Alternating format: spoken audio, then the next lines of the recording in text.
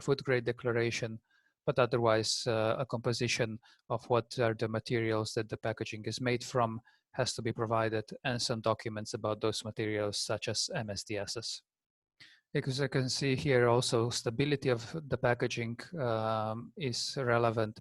So this is done at the same time as doing the stability test. If you do the stability test in the final container, you prove compatibility at the same time. And you can also check interactions between the product and the container, the barrier properties of the container. So if there's any leaks, if any product evaporates, and substance migrations to or from the packaging material. Normal and reasonably foreseeable use of the product. This means the instructions for use, which are relevant so that that they are appropriately communicated to avoid misuse, so wrong use of the product, and to determine the relevant exposure scenarios, as well as warnings and other explanations that will have to be on the label. Here, the exposure to the product and the substances, meaning that we have to quantify the amount of product that comes into contact with the human body. And this is done by having various information about the product, whether it's leave-on or rinse-off, where it's applied, how much of it's used per application, how often and how long you have to use it for, what are the possible routes of exposure, what's the target group for use, and the impact of particle size on exposure. This is something that you do provide some data for it, but mostly these are already some predetermined data that the safety assessor would know, and they would then take the appropriate ones into consideration. The same with toxicological profiles of the substances. This is something that the safety assessor has to do and know. And if there are any undesirable or serious undesirable effects related to the product, they have to be mentioned within the product information file.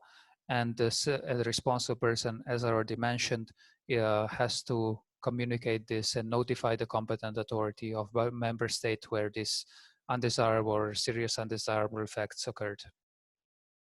And lastly, if there are any additional or any other relevant information on the cosmetic product, you have to include them in this part A of the CPSR. Then we get to part B. So part B is the cosmetic product safety assessment. Simply put, this is not a test. This is not something that you would need physical samples to test the product on, but this is a theoretical risk assessment of the product that's done based on all of the documents that are provided in part A. And then there are certain additional calculations are made by the safety assessor, such as margins of safety, no adverse effects levels. The safety assessor checks whether the product contains any prohibited or restricted substances, and at the end concludes whether the product is safe and compliant with the regulation or not. So that's why the safety assessor has to be properly qualified. It has to be somebody with a university degree in pharmacy, toxicology, medicine, or a similar discipline, or a course recognized as equivalent by an EU member state.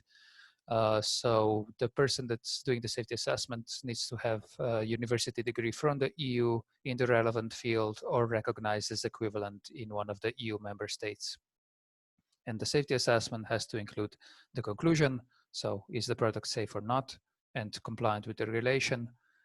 What are the warnings and instructions for use that would have to appear on the label? This is what has to be mentioned in part B. The reasoning that led to the conclusion. So why does the safety assessor think that the product is safe or not? And the assessor's credential and approval. So this is then the end of the first session. So I guess now if there are any questions, otherwise we move on with labeling. No, before of that, because to avoid that the time might be not sufficient, kindly all attendees copy the link, the new link in the chat in case we are disconnected suddenly again. This will be the third link. And now, if anyone have copy it to another place rather than the chat, because when the chat is, when the session is closed, you will not be able to enter to this chat, the new link. Okay, if anyone have a question, kindly unmute the mic and you can ask.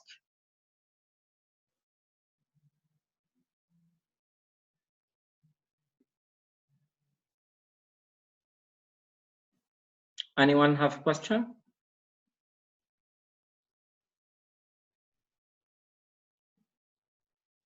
I guess not. I guess not. So we can continue. So let's continue. Yeah. So now we've covered the description of the product, the method of manufacturing, and GMP and CPSR. So the next thing is what everybody is always very interested in are the labels.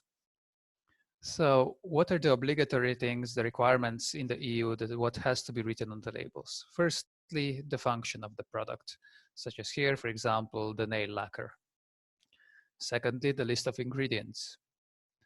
Then the particular precautions for use or warnings, the name and address of the responsible person where the product information files are kept, the country of origin if the product comes from outside of the EU, so you'd have to write made in Jordan, the nominal content or the quantity of the product, the expiration date, the batch number, and of course, keep in mind the claims, which we're going to discuss later on. This here mentions that they have the asterisks next to them. These are the ones that have to be translated. So if, for example, you'll be selling your product in Germany, you would have to translate the function of the product into German. If there are any particular precautions for use or warnings, you also have to translate them into German. Instructions for use, surprisingly, it's not really necessary. It's not mentioned that it would be necessary, but normally we also recommend that unless if they're clear, the instructions for use are translated as well. Then the nominal content. I mean, if you write 50 grams, then of course this is kind of universal. You don't have to translate it. There's nothing to translate. But what's meant here that if you have, let's say, wet wipes and you put a pack of 10 wet wipes, these 10 pieces, this is the part that has to be translated. With the expiration date as well, if you're using the symbol, then you don't have to do the translation. But if you write best before the end of in words, then you have to translate that into the languages of the countries where you're going to be selling your products. We're just going to go through the most important ones of this one by one. So firstly, the list of ingredients. It has to be preceded by the term ingredients. So at the beginning, you have to write ingredients, and then you can start listing them. Ingredients have to be written according to their ENCI denomination. And you have to write, like we said at the formula, all of the substances or mixtures intentionally used, with some exceptions, which are the impurities and subsidiary technical materials used in the mixture, but not present in the finished product. Ingredients have to be written in the descending order by weight or concentration if they are present at 1% or above. And after those that are present in 1% or above, you can list all of the other raw materials in whatever order you want, except for the colorants, other the colorants intended to color the hair, which have to be written at the end. So these are the ingredients that have CI numbers. Perfumes and aromas have to be written like this, parfum and aroma. And when do we have to write the allergens? If you have to write the allergens on the label in the list of ingredients, if their total concentration in the finished product exceeds 0.001% for leave-on products or 0.01% for rinse-off products. And if you're using nanomaterials, you have to write next to the name of the ingredient, nano in brackets, like it's written here. Then precautions for use.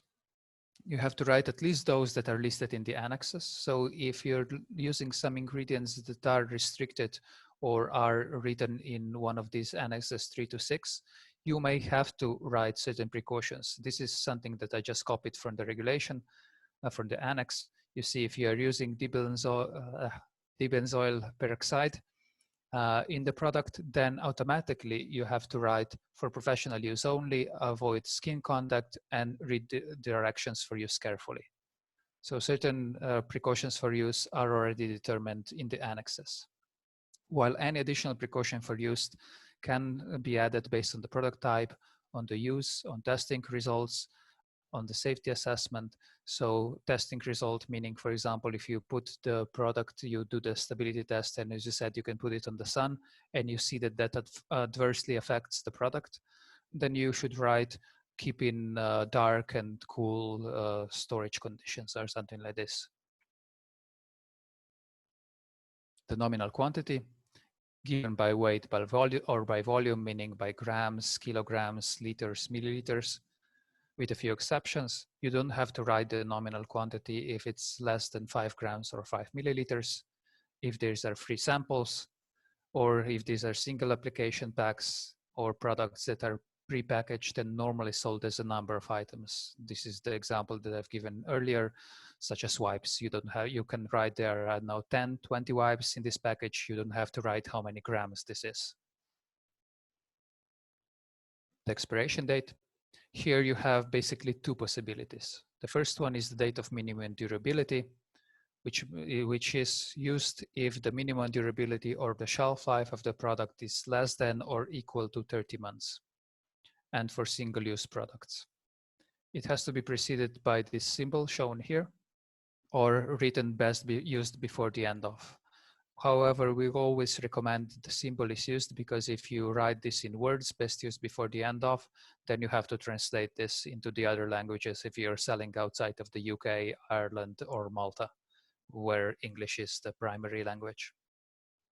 And next to the symbol or next to these words, you write the month, year, or day, month, and year of the expiry date. The other possibility is the period after opening, which can be used if the minimum durability or the shelf life of the product is more than 30 months.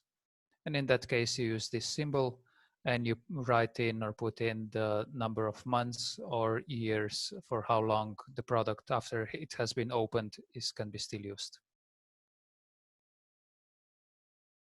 Where this information has to appear. On the outer packaging, everything that we mentioned, so the list of ingredients, the precautions for use, the function, everything that's obligatory has to be written on the outer packaging. Unless if it's impossible to do that for practical reasons, in that case, you can use the open book symbol and put some information on an attached or enclosed leaflet, label, tape, tag, or card, or at the proximity at the point of sales. So you can put the precautions for use in the list of ingredients somewhere else if there isn't enough space on the box. On the container, you have to put also everything except the list of ingredients if the list of ingredients is already on the outer box. And also here, if it's impossible because the container is too small, for example, you can put the open book symbol and put the precautions for use or warnings somewhere else on an attached label, tag, or card, or on the outer packaging. If impossible for practical reasons, batch number can also be omitted on the container. This is just an example. And then we go on to claims. What are cosmetic product claims? Simply put, this is what you say the product does. If you say that it's whitening, anti-aging, moisturizing, these are cosmetic product claims. The definition is that these are statements, any text, product names. So also in product names, you can have claims, trademarks, also in pictures, and figurative or other signs that imply implicitly or explicitly the benefits, characteristics, or functions of the product. They can be found on the labels, on the website, at the point of sales, or in any other marketing material. As I said at the beginning, there is a separate regulation only dealing with cosmetic product claims. And this lists the 6 common criteria, which are the legal compliance, truthfulness, evidential support, honesty, fairness, and informed decision-making. Honestly, these 6 common criteria are quite vague and in most respects rather useless, but they do provide some general guidelines on what you can claim or what you shouldn't claim for cosmetic products. So which claims can you make? You can make claims that are in line with the definition of cosmetic products. As I said, the product should mainly or exclusively clean, perfume, change appearance, protect, keep in good condition, or correct body odors. So if you put claims that are in line with this definition and with these functions, then it should be fine. And these effects should not be achieved by exerting a pharmacological, immunological, or metabolic action. Also, clear exaggerations, such as, I don't know, this perfume gives you wings, or statements of an abstract nature, they don't require substantiation. They can be written, nobody's going to take them seriously because people know that you're not going to grow wings because you take this perfume. So this is doesn't have to be proven. Maybe more interesting is what you can't claim.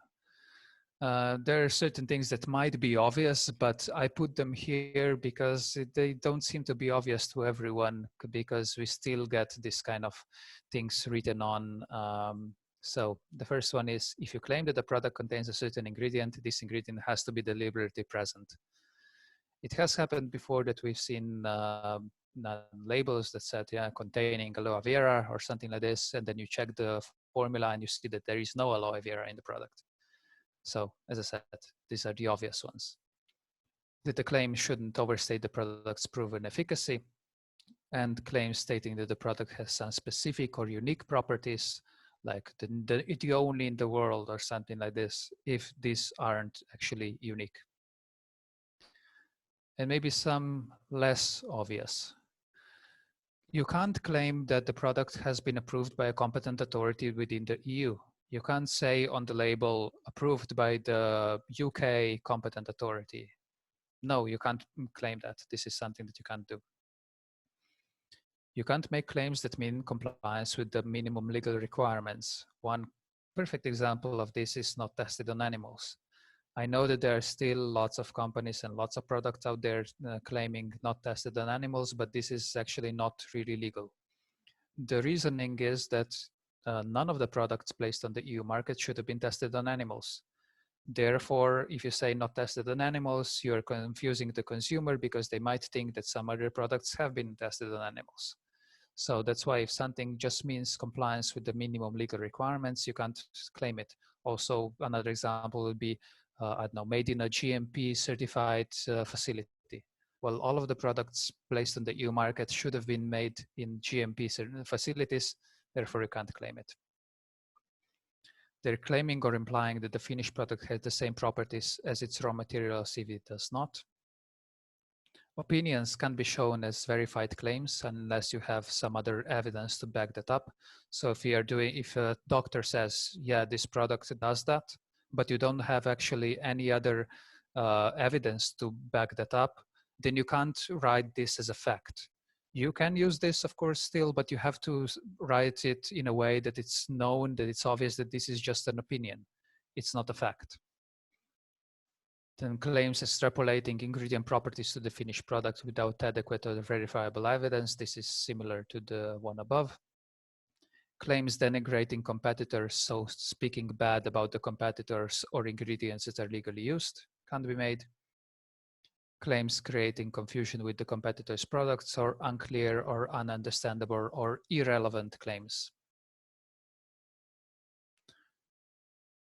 So one other big topic here is that you can't make claims that are anyway related to treating or preventing disease. Any words or phrases such as cures, heals, treats, restores, prevents, protects against disease, helps control the symptoms of, etc. None of this can be used on cosmetic products because this would make them pharmaceuticals. Also in the brand names, you can't use syllables such as med, pharm, or attributes such as medicinal. In general, mentioning any sorts of illnesses or diseases is not allowed on cosmetic product labels. And just for information, also acne and itching are considered to be kind of a disease in the EU, so anti-acne products are not cosmetics. Here are just then a list of some of the examples of some claims that we occasionally see, but can't be made on cosmetic product labels in the EU. Free from, another huge topic lately. You see more free from things written on the label sometimes that actually what is there in the product. But since last year, since July last year, these are generally prohibited. I'm going to explain why. This is because, as I said, one of these 6 common criteria is that you can't denigrate ingredients legally used. So if you say free from, let's say, a paraben that is a legally used ingredient, you can't say that because you're talking bad about the ingredient that is legally used. On the other hand, if you say free from something that's banned anyway, then you have compliance with minimum legal requirements. So one way or the other, you almost can't use any free from claims anymore. And there are a few exceptions written in the regulation, such as free from alcohol for mouthwashes, free from animal-derived ingredients in products for vegans, free from acetone in nail polish. These are kind of 3 that are still acceptable, but in vast majority do stay away from free from claims. How to prove the claims? There are basically 3 ways. The first one is experimental studies. This is the preferred option. The second one is doing consumer perception tests. But here you can't prove anything by giving it to consumers, but certain things you can prove that way. You give it to consumers and then you make a questionnaire. How did you feel? Did you feel your skin was more moisturized after using it, etc.? But you also then have to present this in a way that this is an opinion, not a fact. And everybody's favorite, the use of published information. Mostly this means the use of raw material specifications. And in that case, basically you have to make sure that firstly, you get the documentation that is scientific. That's not something from some weird internet website. Normally what works best is if you get some documentation from your raw material suppliers, if they have already done some tests on their raw materials. So firstly, you have to prove that the ingredient does what you say it does. And secondly, you have to prove that it's present in an effective concentration. Because if you have, let's say, kojic acid, which was proven to be a whitening substance, and it was the effective concentration is 1 to 2%, for example. But if you have it in your product in 0.001%, then your finished product is not going to have any whitening properties. So that's why, as I said, if you use raw material specifications, firstly, make sure that the ingredient does what you say it does, and secondly, that it's present in an effective concentration. And the last part, after the product information file has been compiled, is to do the notification. So just briefly, CPMP stands for the Cosmetic Products Notification Portal. It's an online centralized EU-wide database, and you have to do only 1 notification for all 31 EEA countries. The regulation says that prior to placing cosmetic product on the market, the responsible person shall submit by electronic means the following information to the Commission, meaning that the notification is a pre-market requirement. It has to be done before the products are placed on the market, has to be performed by the responsible person. What has to be notified are things such as the product name, who is the responsible person, where the product comes from, where it's going to be placed on the market, whether it contains nanomaterials or CMR substances, what's the category of the product, what's the physical state of the product. You have to upload the formula, you have to upload the label, and you have to upload the photo of the product to the CPMP. So not the whole product information file, but just these parts of this information. And again, keep in mind, if you have nanomaterials, you may have to notify them 6 months before the product is actually placed on the market. And that's it. After all of this is done, you can enter the EU market and start selling. Always keep in mind that the product information file has to be kept updated. And just to summarize, there is the same legislation across the whole EU, at least until the end of the year. Also, the UK is going to be using the same legislation. Afterwards, there are going to be just slight changes. So you're going to need a UK-based responsible person and are going to have to do a UK notification. But apart from that, the whole PF should basically remain the same.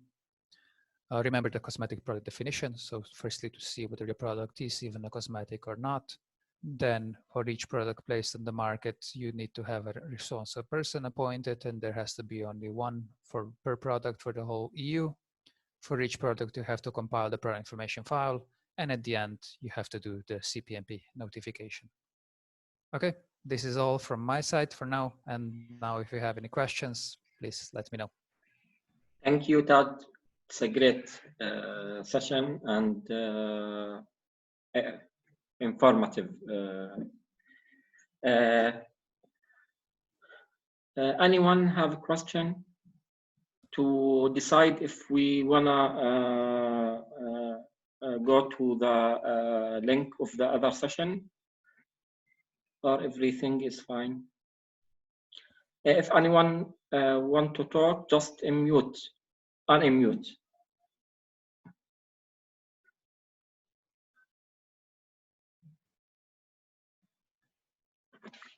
Okay, I guess there is no questions.